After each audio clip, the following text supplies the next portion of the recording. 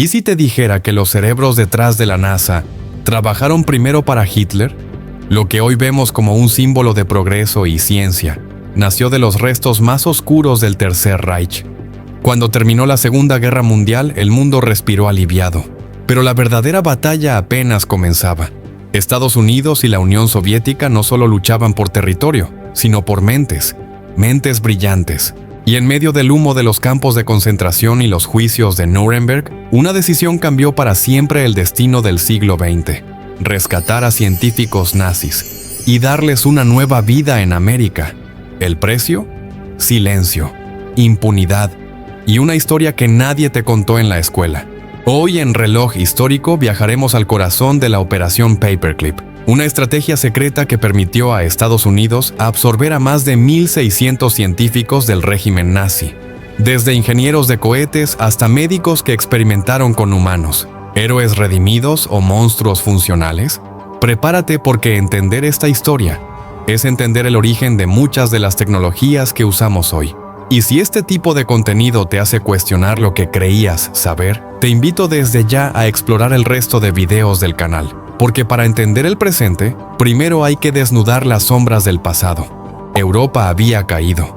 Las ruinas de Berlín eran testigos de un régimen aniquilado, pero no vencido del todo. Porque mientras las cámaras de Nuremberg mostraban al mundo los horrores del nazismo, en las sombras comenzaba una nueva persecución, una más silenciosa, más peligrosa. La Casa de las Mentes. Estados Unidos y la Unión Soviética sabían que el verdadero botín de guerra no era el oro ni los territorios, era el conocimiento. Y en eso los nazis llevaban ventaja. Los aliados descubrieron en los laboratorios del Tercer Reich una colección de adelantos que parecía ciencia ficción: cohetes capaces de rozar el borde del espacio, armas químicas experimentales, sistemas de guiado y tecnologías de propulsión que superaban todo lo que Occidente conocía. Y lo más inquietante, detrás de cada plano había un nombre, un rostro, un científico nazi, ingenieros del ejército, médicos que experimentaron con prisioneros en campos como Dachau o Ravensbrück, crímenes documentados, rostros registrados, manos manchadas. ¿Debían ser juzgados o utilizados? Mientras en Nuremberg se dictaban sentencias por crímenes contra la humanidad, en secreto, Washington tomaba otra decisión: reclutar a los mismos hombres que debía condenar. Así nació la Operación Paperclip: expedientes borrados, hojas de vida falseadas y verdugos convertidos en ingenieros del futuro. Se construyó una narrativa. No eran nazis, eran científicos atrapados por el régimen. Mientras en Washington se tejía la redención, en Moscú, la URSS actuaría sin contemplaciones. En octubre de 1946, soldados soviéticos ejecutaron la Operación Ozoa-Viakin. Irrumpieron en casas, fábricas y laboratorios en Alemania Oriental. En una sola noche secuestraron a más de 2,000 científicos, ingenieros y técnicos, junto con sus familias. Fueron trasladados a la fuerza a zonas remotas del interior soviético para trabajar en secreto en la industria militar, la aviación, la electrónica y los misiles.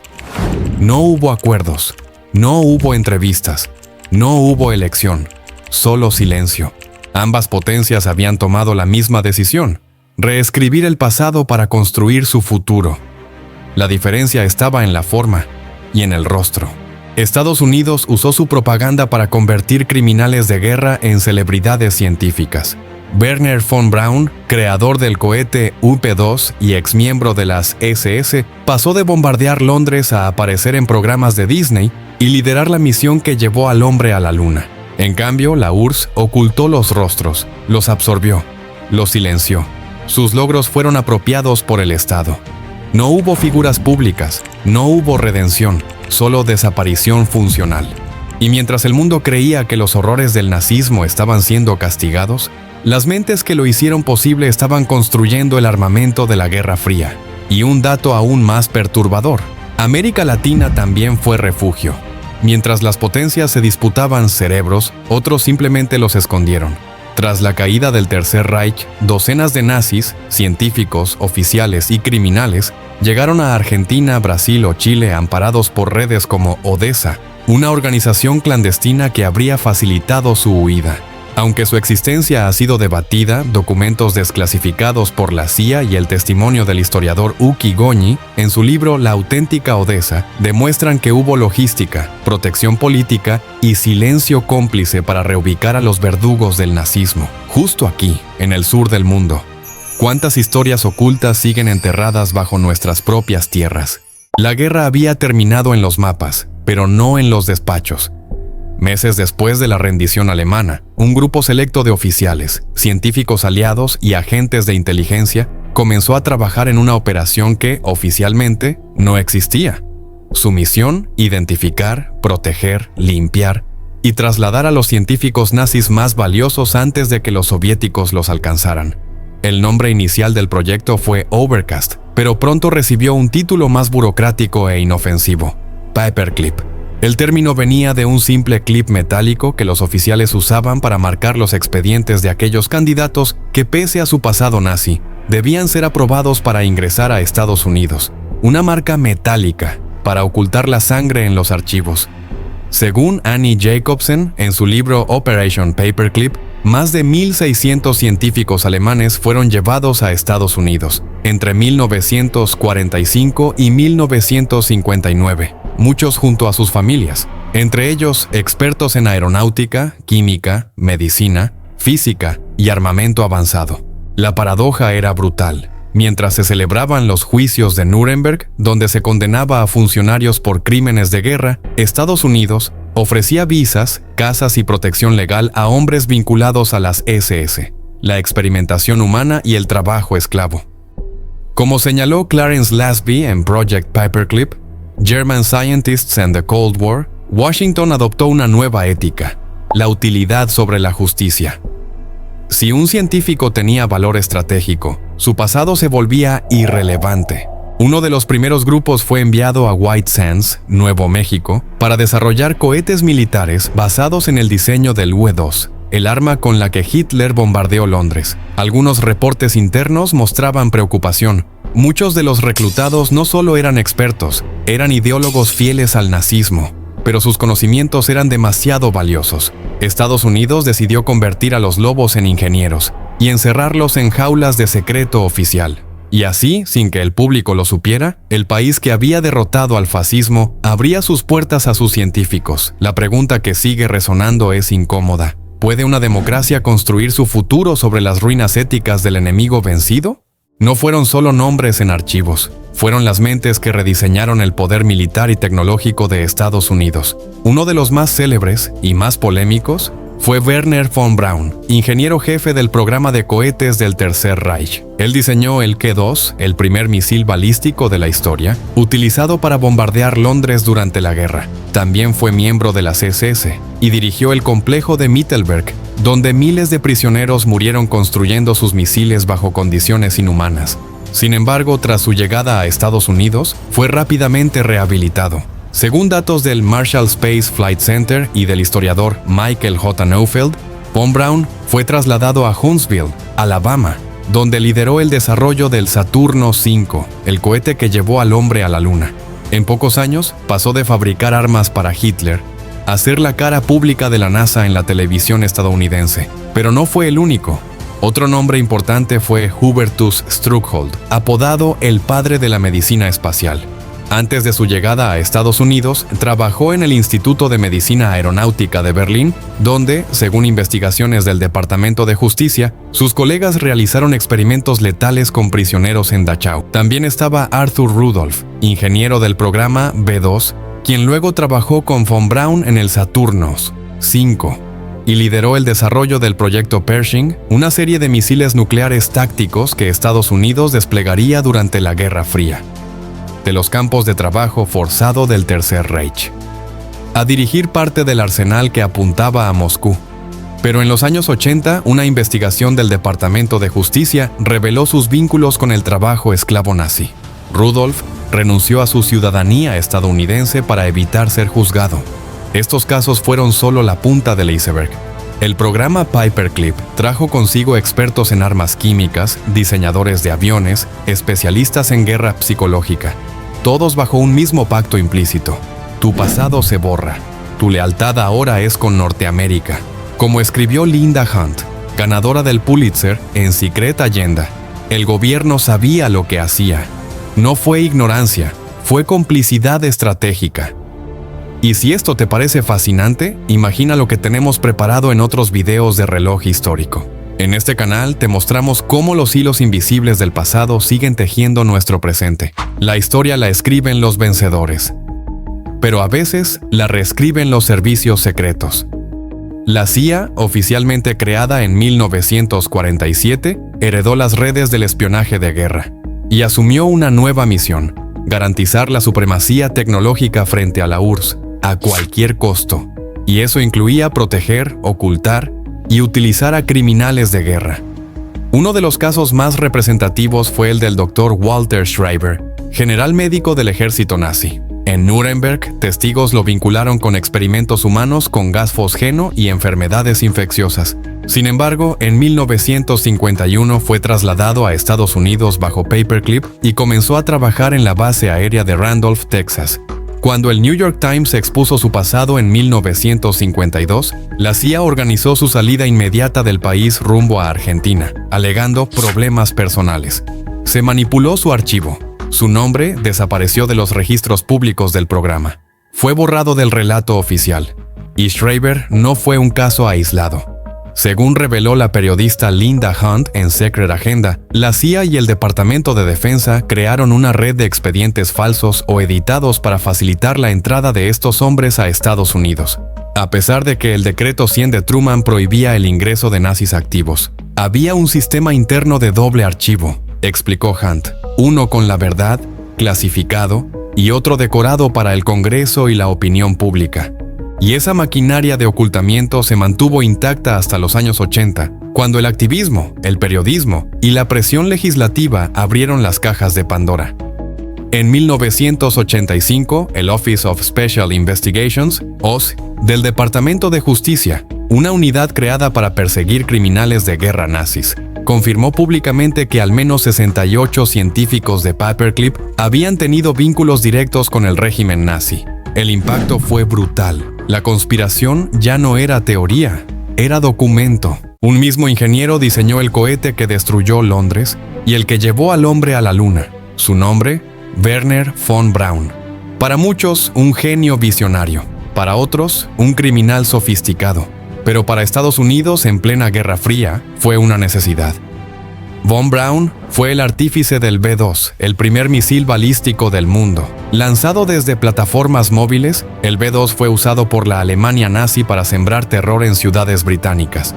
Pero detrás de ese proyecto se escondía una fábrica del horror, la planta subterránea Mittelberg, donde miles de prisioneros murieron en condiciones inhumanas mientras construían los cohetes a mano. Von Braun no era ajeno a esa realidad.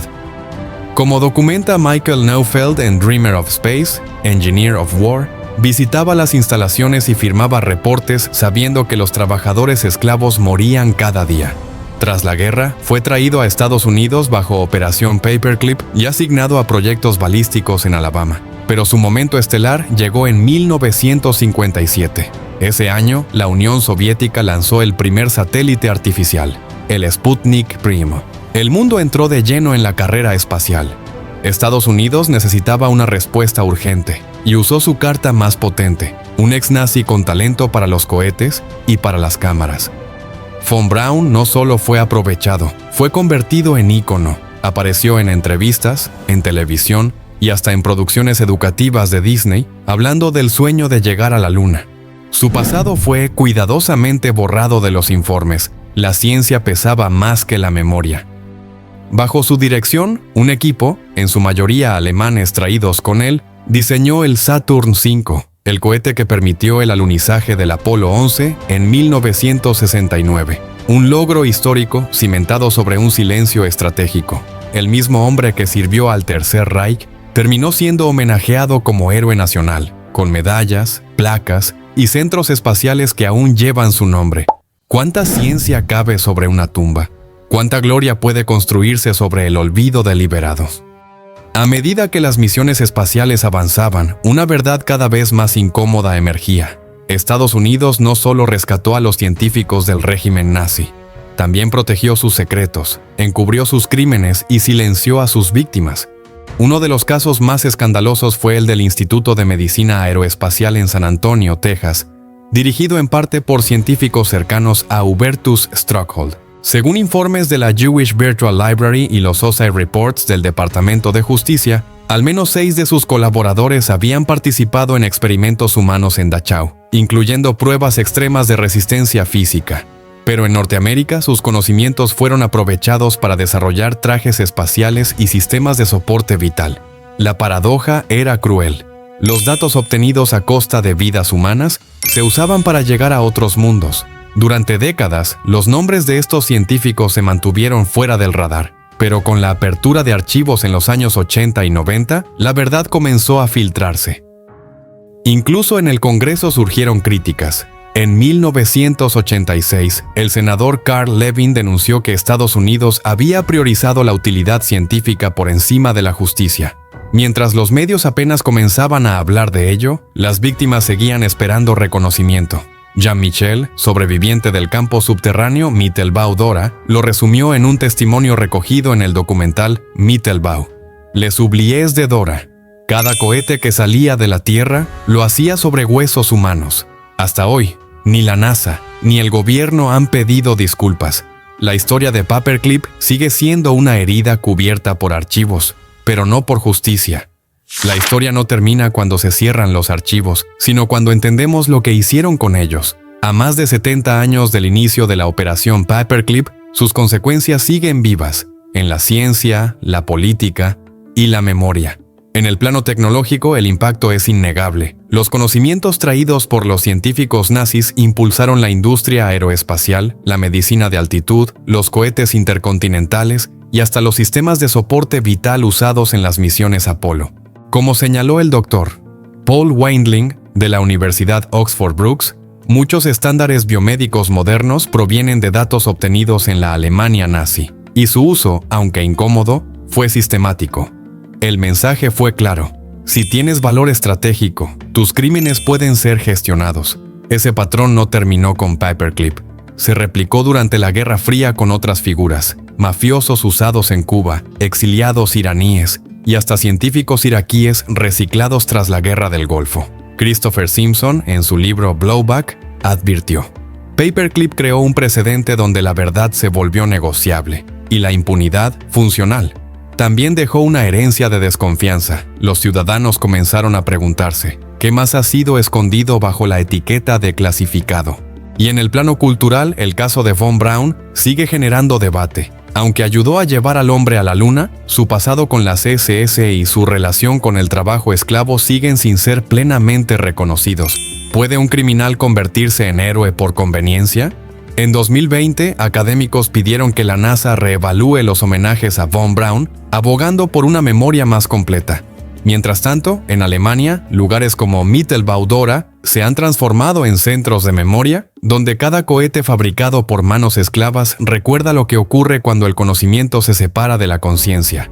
Hay historias que no se pueden cerrar con un simple punto final. Operación Paperclip es una de ellas, porque no trata solo de lo que ocurrió, sino de cómo decidimos recordar y de lo que estamos dispuestos a perdonar, cuando el futuro parece más importante que la verdad. Durante décadas, en nombre del progreso, se silenciaron expedientes y se celebró a quienes sirvieron a un régimen totalitario. ¿Hasta qué punto la ciencia puede desligarse de la ética? ¿Y qué responsabilidad nos queda como sociedad frente a eso? Las secuelas de Paperclip viven en nuestras tecnologías, en los relatos que creemos y en ausencias que aún duelen. Hoy, en plena era digital, donde el conocimiento viaja más rápido que nunca, tenemos la oportunidad y el deber de mirar hacia atrás con honestidad, reconocer los aciertos, pero también los errores, celebrar la ciencia, sin borrar las sombras que la acompañaron. En Reloj Histórico no pretendemos tener todas las respuestas, pero sí creemos que las preguntas correctas pueden cambiar la forma en que vemos el mundo. Y si este recorrido te dejó pensando, te invitamos a seguir explorando los demás contenidos del canal. Desde profecías antiguas hasta conflictos olvidados, cada video es una invitación a mirar el pasado no como una historia cerrada, sino como un espejo abierto. Gracias por acompañarnos. Suscríbete, dale like, comparte, pero sobre todo sigue preguntando. Porque para entender el presente, primero hay que desenterrar las verdades que el tiempo quiso enterrar.